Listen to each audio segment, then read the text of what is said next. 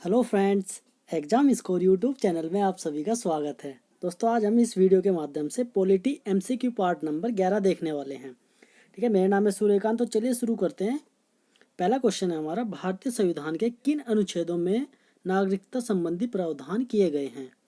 तो कौन से अनुच्छेदों में नागरिकता संबंधित प्रावधान किए गए हैं? तो आपका ऑप्शन नंबर बी सही होगा, यानी कि अनुच्छेद 5 से 11। ठीक है, नेक्स्ट देखते हैं। भारतीय संविधान निम्नलिखित में से कौन सी नागरिकता प्रदान करता है? कौन सी नागरिकता प्रदान करता है भारतीय संविधान? तो ये होगा आपका एकल नागरिकता, यानी कि ऑप्शन नंबर ए सही होगा। नेक्स्ट, किस अनुच्छेद के तहत संसद को नागरिकता के संबंध में कानून बनाने का अधिकार प्रदान किया गया है? कानून बनाने का अधिकार प्रदान किया गया है संसद को कौन से आर्टिकल में, ये आपको बताना है। तो इसका ऑप्शन नंबर डी सही होगा, यानी कि अनुच्छेद 11। नेक्स्ट, भारतीय नागरिकता नहीं प्राप्त की जा सकती है। कैसे नहीं प्राप्त की जा सकती? तो ऑप्शन नंबर डी सही होगा, भारतीय बैंक में धन जमा करने से। अगर आप जन्म भारत में लेते हो तो आपको नागरिकता मिल जाएगी देशीकरण द्वारा भी और किसी भूभाग के सम्मिलित द्वारा भी। ठीक है, अगर किसी देश का कोई पार्ट हमारे देश में आ जाता है तो उसमें रहने वाले सब नागरिक को भारत की नागरिकता मिल जाएगी। वो ऑप्शन नंबर 3 ये बता रहा है। नेक्स्ट, देशीकरण द्वारा नागरिकता प्राप्त का एक तरीका क्या है? देशीकरण बताना है क्या है। तो यानी कि ऑप्शन नंबर सी सही होगा इसका, विदेशी पुरुष से विवाह करने पर। ठीक है, नेक्स्ट, नागरिक बनने की निम्नलिखित शर्तों में से एक आवश्यक शर्त क्या है? क्या है आवश्यक शर्त? तो ऑप्शन नंबर ए सही होगा, राज्य की सदस्यता, मतलब उसके पास राज्य की सदस्यता होनी चाहिए। ठीक है, नेक्स्ट, पाकिस्तान में आकर भारत में नागरिकता प्राप्त करने संबंधी प्रावधान का वर्णन निम्नलिखित में से किस अनुच्छेद में वर्णित है? पाकिस्तान से जो आए ना, उसके बारे में बताना है। तो ये होगा अनुच्छेद आपका 6। ठीक है, नेक्स्ट, नागरिकता के लोप होने का एक नियम है। लोप मतलब खत्म होने का। ठीक है, वो आपको बताना है। तो उसका ऑप्शन नंबर बी सही होगा, देशद्रोह का अपराध सिद्ध होने पर। यदि कोई गिल्टी पाया जाता है देशद्रोह के अपराध में तो उसको क्या, उसकी नागरिकता छीन जाएगी। ठीक है, नेक्स्ट, एक व्यक्ति नागरिकता के अधिकार कैसे खो सकता है? एक कारण हो सकता है, कौन सा कारण है उसका नागरिकता कैसे खो सकता है अपनी? तो यानी कि एक व्यक्ति दूसरे राज्य की नागरिकता ले ले, मतलब अगर भारत की नागरिकता छोड़कर किसी दूसरे देश की नागरिकता ले लेते हैं तो उसकी नागरिकता सर्वथा ही समाप्त हो जाएगी। ठीक है, नेक्स्ट, निम्नलिखित में से कौन सी शर्त भारत की नागरिकता प्रदान प्राप्त करने के लिए नहीं है? कौन सी नहीं है? तो यानी कि ऑप्शन नंबर डी सही होगा, संपत्ति स्वामित्व।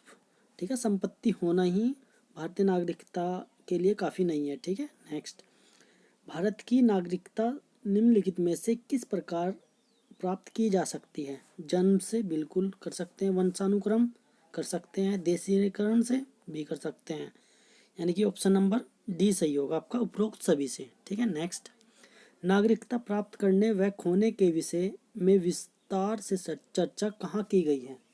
कहाँ पे की गई है विस्तार से चर्चा? तो ये होगा, नागरिकता कानून आता है एक 1955 में। ठीक है, जिसके द्वारा इसकी चर्चा की गई है। नेक्स्ट, राज्य पुनर्गठन अधिनियम कब पारित किया गया? राज्य पुनर्गठन अधिनियम पारित बताना है कब किया गया। ठीक है, कब किया गया था? 1956, 1956 में। ठीक है, लाया कब गया था? 1953 में लाया गया था। और पारित कब हुआ था? 1956। ठीक है, नेक्स्ट, 1956 में राज्यों का पुनर्गठन करने से कितने राज्य बने थे और कितने संघ शासित प्रदेश थे? 14 राज्य बने थे और 6 संघ राज्य अक्षेत्र बने थे। ठीक है, क्या राज्यों का पुनर्गठन जब हुआ था। ठीक है, नेक्स्ट, कितने वर्षों तक लगातार बाहर रहने पर नागरिकता समाप्त हो जाती है? वेरी इंपॉर्टेंट क्वेश्चन, कितने वर्षों तक? तो ये होगा ऑप्शन नंबर सी, यानी कि 15 वर्षों तक। नेक्स्ट, निम्नलिखित में से एक संघ शासित प्रदेश नहीं है। संघ शासित प्रदेश बताना है कौन सा नहीं है। तो कौन सा नहीं है आपका? नागालैंड नहीं होगा संघ शासित, केंद्र शासित, या फिर आपका बोल सकते हैं हम संघ राज्य क्षेत्र या फिर संघ क्षेत्र, उसको संघ शासित बोलते हैं। ठीक है, मतलब संघ शासित का मतलब हुआ जिस पर सीधा किसका नियंत्रण होगा? आपका सेंटर का नियंत्रण होगा। ठीक है, केंद्र का होगा। बट जो हमारे राज्य होते हैं उसमें क्या होता है, अपनी चुनी हुई सरकार आती है, तो इसलिए उस पर राज्य में बनी हुई सरकार का ही प्रभाव रहता है। ठीक है, लेकिन जो केंद्र शासित होते हैं इनमें किसका रहता है? सरकार का रहता है। और उनमें जो है ना एक प्रशासक रहता है, जिसको उपराज्यपाल भी बोलते हैं। और उसको कौन नामित करता है? हमारे राष्ट्रपति नामित करते हैं। लेकिन हमारे यहाँ पे दो राज्य ऐसे हैं जिनकी विधानसभा है। कौन कौन? दिल्ली और पुदुचेरी। ठीक है, दिल्ली में अपनी सरकार होती है, ठीक है ना। अब वो राष्ट्रीय राजधानी बन गया है दिल्ली, ठीक है, तो इसलिए इसको संघ शासित नहीं बोल सकते। ठीक है, तो देखते हैं, नेक्स्ट देखते हैं। निम्न में से किस स्थिति में किसी भारतीय व्यक्ति की भारतीय नागरिकता समाप्त हो सकती है?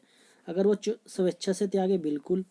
पर्यावसन पर बिल्कुल। वंचित किए जाने पर, यानी अगर उसको दंड दिया गया है, गिल्टी पाया गया है और देशद्रोह वगैरह के मामले में, तो भी उसको वंचित किया जा सकता है, यानी कि उपरोक्त सभी आंसर होगा। नेक्स्ट, निम्न में से किस स्थिति में किसी व्यक्ति को भारतीय नागरिकता से वंचित नहीं किया जा सकता? किस स्थिति में नहीं किया जा सकता? निर्वाचन के दौरान, बिल्कुल सही है। आपातकाल के दौरान, बिल्कुल सही है। युद्ध के दौरान भी नहीं किया जा सकता, यानी कि ऑप्शन नंबर डी सही होगा, उपरोक्त सभी। ठीक है, किसी भी स्थिति में उसकी नागरिकता नहीं छीनी जा सकती। नेक्स्ट, भारतीय संविधान में नागरिकता के प्रावधान कब लागू किया गया? नागरिकता का प्रावधान कब लागू किया गया भारतीय संविधान में? तो ऑप्शन नंबर बी सही होगा, 1949 में। ठीक है, नेक्स्ट, भारतीय संविधान के अंतर्गत भारत के नागरिकों को वे कौन से अधिकार प्राप्त हैं जो गैर नागरिकों को नहीं है? कौन से नहीं है?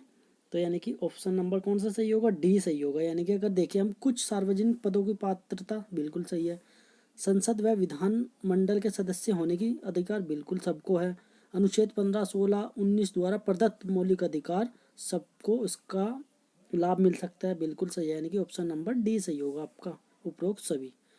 वर्तमान में भारतीय संघ में राज्य और केंद्र शासित प्रदेशों की संख्या कितनी है?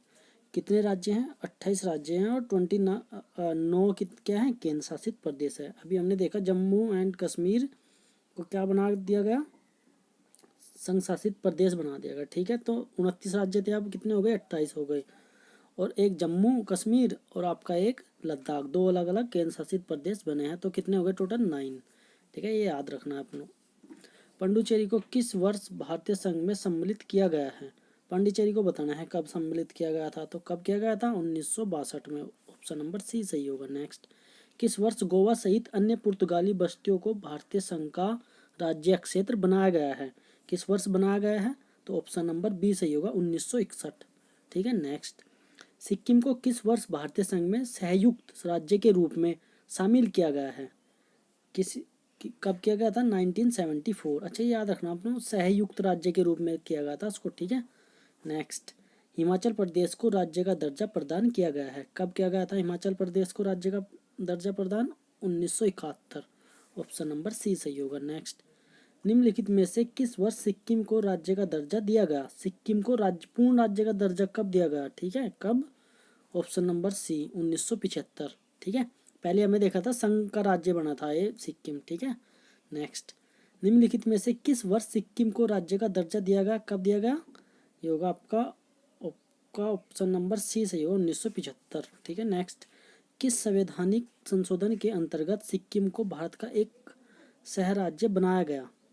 कौन से संविधान संशोधन द्वारा? तो ये होगा आपका ऑप्शन नंबर बी सही होगा, 35वां संविधान संशोधन।